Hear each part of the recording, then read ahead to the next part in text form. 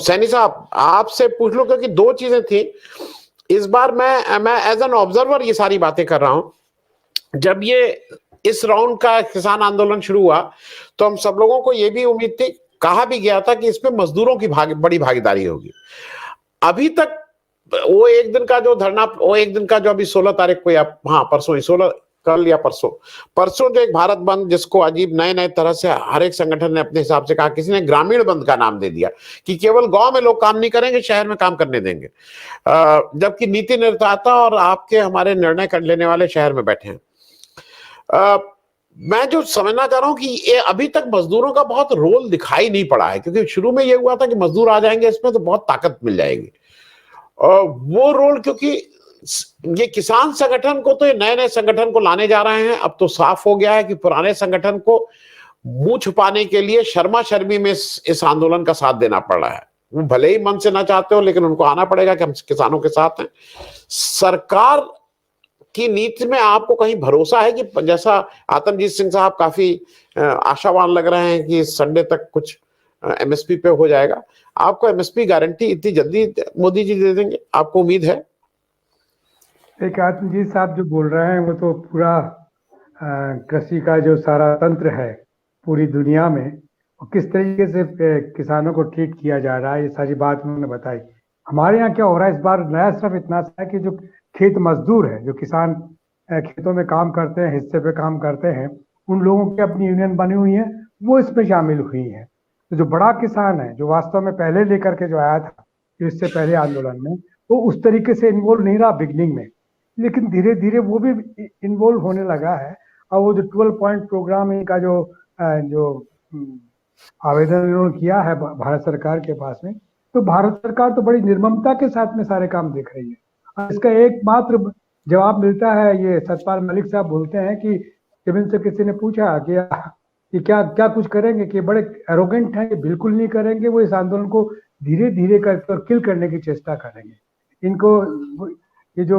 क्योंकि सरकार जिनको मदद करना चाहती है, सरकार जो जिस तरह के आरोप लगाए जाते हैं कि कैसे कॉरपोरेट सेक्टर के साथ में उनके अपने ताल्लुक हैं, और किस तरीके से कॉरपोरेट्स ने अपने बड़े बड़े अडानी साहब ने जैसे बड़े बड़े वो बना लिए हैं गोडाउन, और वहीं वो सब कलेक्ट करेंगे, और वो एक अलग किस्म का सारा सीन है। तो मुझे नहीं लगता है कि ये इतनी आसानी से निपटारा हो जाएगा, क्योंकि जिस तरीके से गोलबंदी की है सरकार ने अपने दिल्ली के चारों ओर की, दिल्ली तक ये ना पहुंचे और ये अलग अलग जगह पर ही एकत्रित होकर के रह जाएं, और इनका धीरे धीरे थकेंगे तो अपने हिसाब से बाहर निकल जाएंगे। क्योंकि पूरा किसान समुदाय उस तरीके से एक साथ नहीं आया जिस तरीके से उससे पहले वाले आंदोलन के अंदर आया था। लेकिन अभी जो आजकल में जिस तरह की मार लगी है, जिस तरह के ड्रोन से हमले हुए हैं, जिस तरह से पुलिस जैसे पेश आ रही है, उससे लगता है कि ये मूवमेंट बनेगा। और यूपी में इसका आज शायद अभी मीटिंग हुई होगी उनके, वो जो वहाँ यूपी वाला जो राकेश टिकैत वाला जो, हाँ, उनका जो अपना गठबंधन, अपना जो संगठन है, और जो अपनी सारी पंचायतों के साथ में फैसला करने जा रहे हैं, वो क्या करते हैं, इससे एक बात साफ हो जाएगी कि क्या वैसा ही घनीभूत हो जाएगा आंदोलन, फिर अपनी बात करेंगे। क्योंकि ये जो इतनी आसानी से सरकार की नीयत तो साफ है नहीं, ये बड़ा साफ साफ लग गया कि जब पहले सारा आपने समझौते के लिए कहा था कि लागू करेंगे और ऐसा कुछ करेंगे, तो वो तो किया नहीं कुछ भी, तो अब वो कैसे कर लेंगे? अब तो उन्होंने जैसे स्वामीनाथन साहब को भारत रत्न दे दिया, और वो समझ रहे थे कि अब तो सब कुछ हो गया, हो तो उनकी बेटी ने थोड़ा सा भेद खोल दिया कि भारत रत्न नहीं देना, भारत रत्न देने से क्या होगा, जो उन्होंने 5 रिपोर्ट्स दी थी उनको लागू करने की बात करो तो कोई बात समझ में भी आती है। यही बात अगर सामान्य लोगों की और सामान्य किसानों के समझ में आ गई तो बहुत मुश्किल काम। आप ठीक कह रहे हैं कि एक एजुकेशन का एक जरिया है जिसके माध्यम से हम लोग समझ लेते हैं, लेकिन सामान्य लोग उसे मोटे तौर पे समझते हैं कि भाई जो लागत आती है वो मिलनी चाहिए, और वो लागत तो उनको यही लगता है कि जो कुछ बीज डाल रहे हैं, साथ साथ में जो साधन लगा रहे हैं, और उससे जो उसका जो लागत पड़ती है उस पर हमें दुगना लाभ होने का सिलसिला होना चाहिए, तब ये फायदे की बात होगी। तो उसको जब आप घुमाते हैं खूब, अब जिस तरीके से दिल्ली में बैठा करके और किसानों के साथ में चर्चा का सिलसिला करते हैं, तो उनका कोई रिप्रेजेंटेटिव ऐसा तो है नहीं कि आत्मजीत जी की तरह से सारी बातें खोल करके रख दे कि दुनिया में क्या हो रहा है, कैसे हो रहा है, और हमारे यहाँ क्या हो रहा है, तो बात समझ में आएगी। उनके नेताओं को भी उस तरीके से मुझे बोलते हुए नजर नहीं आए। जैसा कि पिछले वक्त में तो सब बोल रहे थे अलग तरीके से और समझ में आ रहा था, लेकिन इस बार वैसा सिलसिला नहीं है। तो मुझे लगता है कि टालने का सिलसिला है। और सचमुच में वो बात जो कि अगर जैसा हरियाणा में वो सर्वे हो रहा है कि अगर ये वोटों को प्रभावित करने वाले हैं तो इनकी बात को टाल हल्के से खिसकाइए, थोड़ी बहुत बातें मान लीजिए, बाकी आगे देखेंगे। बाकी ये नीयत इनकी साफ नजर नहीं आती है। और किसान अगर मजबूती के साथ में आगे बढ़ता, कुछ होता है तो अगर कुछ हुआ तो भी आतंकवादी कह देंगे, कुछ और कह देंगे, खालिस्तानी बता देंगे, सब बात करेंगे, तो नीयत साफ नजर नहीं आती। जी पहले मैं ओम सैनी साहब से एक पॉलिटिकल बात पूछ लूं। ये मतलब मैं इसलिए आतम साहब के पास नहीं आया, मैं इनको एक पक्ष का वकील, मतलब ये आज यहाँ बैठे हैं और ये नियत से भी उससे भी पूरी तरह से किसानों के वो पक्षधर है, ये उन्हीं के वकील हैं। हम एज एन आउटसाइडर ओम सैनी साहब आपसे ये समझना चाहते हैं कि ये जो बार बार किसानों की तरफ से आता है कि नहीं हम पॉलिटिकल, इसको अराजनैतिक है, अराजनैतिक है, क्यों अराजनैतिक है? अगर आपकी टाइमिंग ऐसी है कि जिससे चुनाव की भाषा है, अगर इस समय देश का एक व्यक्ति, कम से कम राहुल गांधी अपनी स्टेज से कह रहा है कि भाई हमारी सरकार आएगी तो हम एमएसपी की गारंटी देंगे, तो आप इसको आप क्यों कह रहे हैं कि आप, ये लग रहा है कि राजनीतिक, अरे भाई वोट से ही सारा मामला बनना है, वोट के ही डर से ये एमएसपी लागू होगा या नहीं लागू होगा। अगर आपका आंदोलन इतना इफेक्टिव नहीं होगा कि उससे उनका कोई नुकसान वोट का हो रहा होगा तो नहीं लागू करेंगे, वोट का नुकसान। ये इसको जरा मैं आपसे समझना चाहता हूं कि इसको कह देने से कहीं आप अपने बहुत से ऐसे लोग जो आपके साथ जुड़े हैं, पिछली बार इसमें कोई दो राय नहीं कि जयंत चौधरी और चौधरी अजीत सिंह का एक टैक्टिकल बहुत बड़ा सपोर्ट था। इस बार ये बार बार ये कहना कि नहीं, मैं ओम सैनी साहब से पूछ रहा हूँ, आतमजीत सिंह साहब आपसे बाद में, पहले उनसे क्या खराबी है अगर पॉलिटिकल पार्टी इसमें आ जाए तो? देखिए, अब इस बार जो हुआ है सिलसिला वो ये, जैसे किसान मजदूर मोर्चा केएम जिसको कह रहे हैं लोग, और दूसरा संयुक्त किसान मोर्चा नॉन पॉलिटिकल, इस तरह का प्रचार है। लेकिन ये इसलिए है कि ये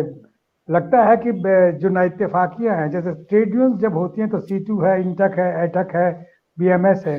ये किसी एक मुद्दे पर इकट्ठा होना चाहती हैं तो फिर वो कहते हैं कि देखिए हम, राजनीति नहीं है हमारा लक्ष्य है जिसको हासिल करने के लिए हम टुगेदर हैं। फर्क तो है, लेकिन इसको हासिल करने के लिए टुगेदर है। तो उसी तरीके से किसानों में भी ये सब सिलसिले बने हुए हैं। किसान सभा जो सीपीआई सीपीएम की है, वो समाजवादियों की है, वो बीजेपी वालों की भी है, उन सब के अंदर ये लक्ष्य जो है कि न्यूनतम समर्थन मूल्य अगर आपको चाहिए तो हमें एकजुट होकर के और चलना पड़ेगा सरकार के पास में। लेकिन सरकार इतनी जाली में कि पहले से वो निगाह रखती है कि किसको इनमें से कब निकाल लेना है, कि सब 4 यूनियन तो कर रहे हैं लेकिन 5 यूनियन को बाहर निकाल दिया। तो ये सबसे बड़ा कारण है। और इसको जब तक किसान नहीं समझेगा, यानी कोई भी जो आहत पक्ष है, शोषण का शिकार है, वो जब तक नहीं समझेगा और एकजुट नहीं होगा तब तक वो मिल नहीं पाएगा उसको जो उसका लक्ष्य है। तो ये मेरा ख्याल है कि यही बात अभी भी, जैसे खेत मजदूर कहा उधर पंजाब के अंदर के साथ उन लोगों ने केएम बना रखा है, इधर ये नॉन पॉलिटिकल संयुक्त किसान मोर्चा ये इधर हरियाणा और इधर बना रखा है, और इसमें एक में 150 यूनियन है, एक में 250 यूनियन है, इस तरह के टुकड़े हैं। टुकड़े सबको एक इकट्ठा किया है। इसे इकट्ठा करने के लिए आपको ये सब करना पड़ा है। बाकी तो तकलीफें तो एक सी है सारी की सारी, इसमें कोई शक नहीं। थोड़ा सा मेरे पास में जमीन ज्यादा है तो मैं समझता हूँ कि मैं बहुत बड़ा जमींदार हो गया, अब मैं 10 खेत मजदूर इसमें लगा लूंगा। इसमें मैं गंगानगर में देखता हूँ राजस्थान के अंदर, तो जो पुश्तैनी जो लोग वास्तव में मालिक बने बैठे हैं वो तो आराम करते हैं, और सारा काम वो खेत मजदूर जो पंजाब से आया है, जिनको कि वहां पर अलग तरीके से ट्रीट किया जाता है, वो सारा करता है। और धीरे धीरे वो हिस्से पे आ जाता है कि हिस्से पकड़ने लग जाता है। अब पैसे नहीं देंगे, अब ये ले ले जमीन और इस पे ये कर, और इससे आधा तेरा और आधा मेरा, कि जमीन मेरी है। इस तरह के सारे कॉम्प्लिकेटेड चीजें बनी हुई है। तो मेरा ख्याल कि इससे आजाद करने के लिए जो किसान नेता हैं, जैसे आपने बताया कि ये सब लोग सोच रहे हैं निश्चित रूप से अपने डिवीजन को एक जगह इकट्ठा करके उसके बाद में अगर आवाज उठाएंगे तो चीजें बहुत अलग होंगी। लेकिन अभी जो सरकार है, देखिए किसान के हितों का ख्याल रखना हम कॉन्स्टिट्यूशनली ये जिम्मेवारी होती है सरकार की। जिस कॉन्स्टिट्यूशन से हम लोग गवर्न होते हैं उसके अंदर, जैसा समाज हम बनाना चाहते हैं, जैसा शोषण विहीन समाज बनाने की हमारी जो परिकल्पना है, उसी के तहत सारा सिलसिला चलता है। लेकिन ये जो जितने भी सरकार में बैठे हैं वो यही अंदाज इसी तरीके से कि मिडलमैन को और कॉरपोरेट को या मोनोपोलिस्ट को फायदा जमा कर ले और अपने हिसाब से फिर बेचे, और किसानों से उस भाव पे ले ले जिस भाव पर। तो इसी से निपटने के लिए समर्थन मूल्य की जो हर जगह लड़ाई है, हर प्रदेश में है। मैंने राजस्थान में भी देखा कि न्यूनतम समर्थन मूल्य मिलना चाहिए, गारंटी मिलनी चाहिए। पिछली सरकार ने गारंटी भी दी थी और अध्यादेश भी बनाने जा रहे थे, पता नहीं बनाया नहीं बनाया, लेकिन इस तरीके से।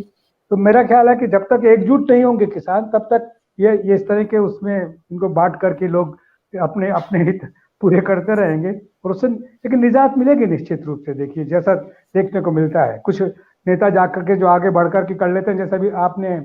हमारे साथ में जो साहब जो बोल रहे थे ना, कि अब ऐसे लोगों को हम घुसने नहीं देंगे जो इस तरीके से जाके हमारा सौदा करके आ जाए। तो ये ख्याल पैदा होने के साथ ही इससे निजात का रास्ता नजर आता है। जी।